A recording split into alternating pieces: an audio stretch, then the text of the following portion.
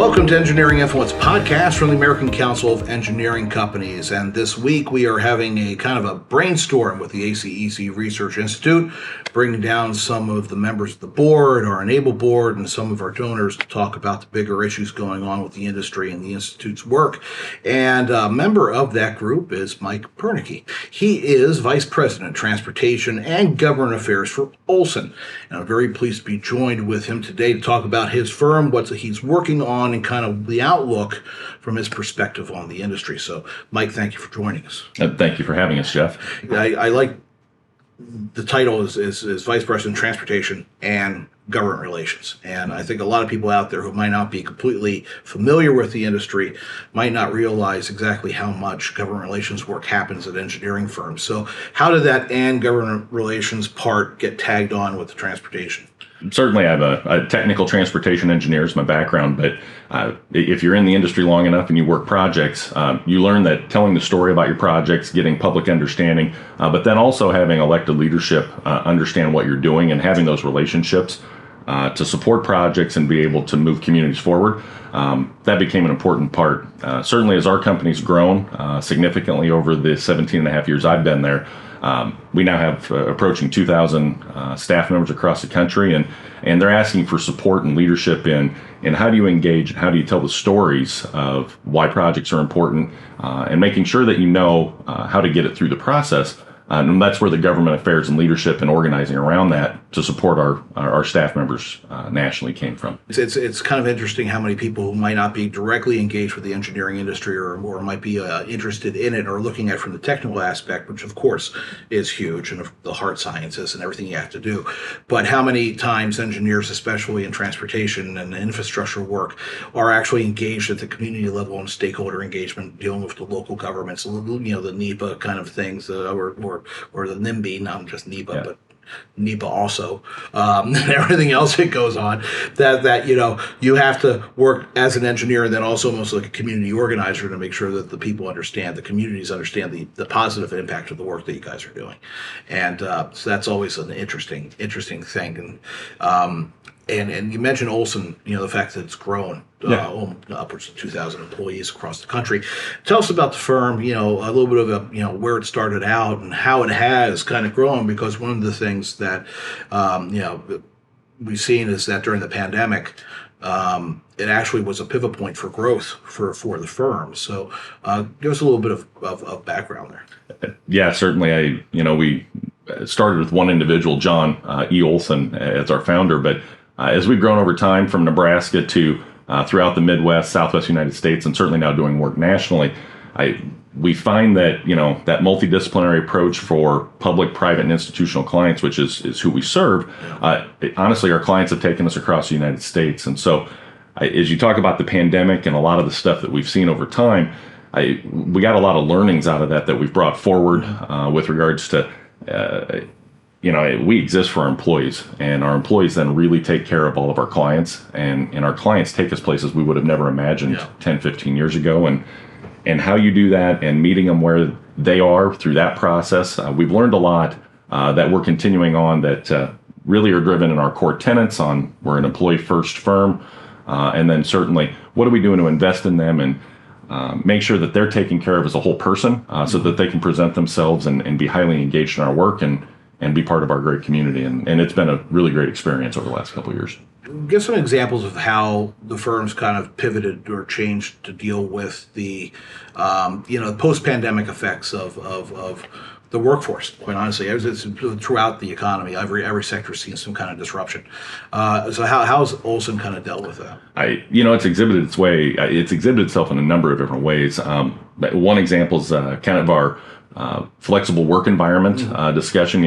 With the pandemic, having offices across the country, different areas of the country reacted to that differently, and so we had to be flexible. And one of the key tenets we have is to really meet our employees where they're at, and to have decisions made by those folks that are closest to the issues they're dealing with. And so, for example, our environment, our flexible work environment, it's really, if you boil it all down, is supervisors working with each of our employees to determine what work environment's best for them, be that in the office all the time, flexible remote, and or hybrid situations.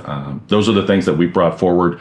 The learnings have been, we actually saw, increased performance of our business. Our employee satisfaction's gone up, and we've actually seen client satisfaction go up because of how we've engaged and how positive our employees have been working through what were some difficult times and situations. But it's allowed us to respond flexibly and nimbly to those things that presented. More of an individual approach of what works best for the project teams that are assigned to the project. So you're able to kind of customize it to the need and to the best working area and the culture. And speaking of culture, I guess looking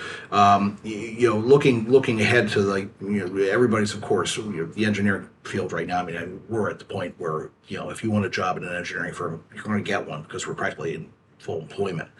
For the next, everybody's competing for talent. How do you think that change and kind of the way that you guys have dealt with the disruptions that happened with the pandemic, how do you think that set you up with a competitive advantage on employee acquisition and retention? Really, that story and that culture sells itself. Our employees are our best sales folks and recruiters.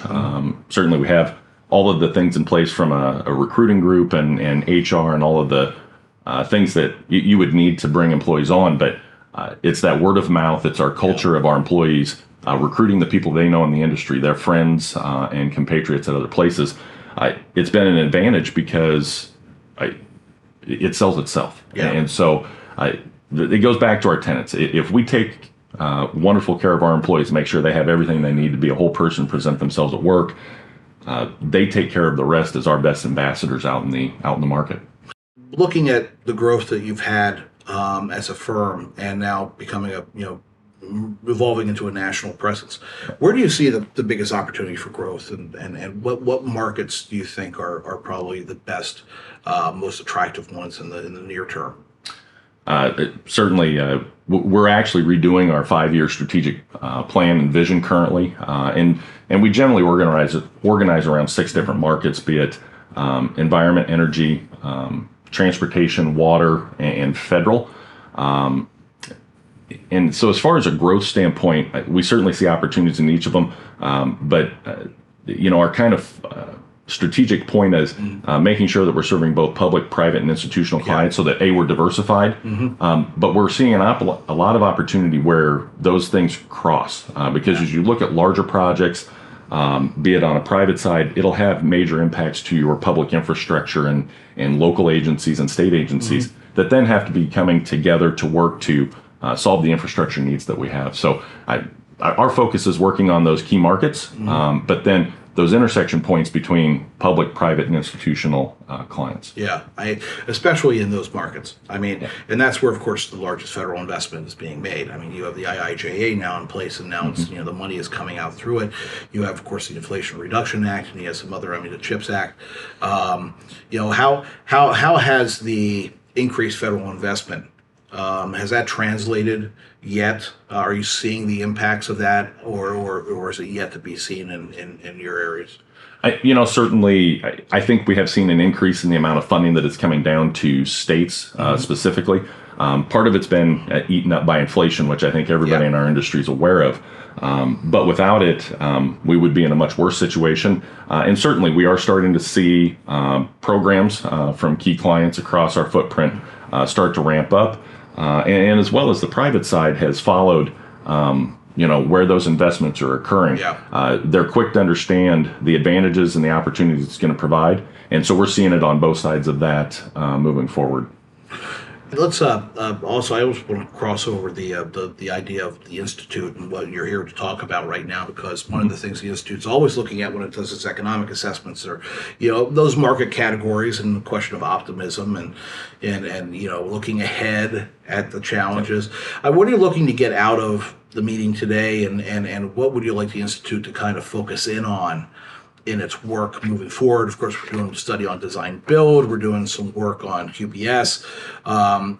What from Olsson's perspective do you think the Institute could really do to help?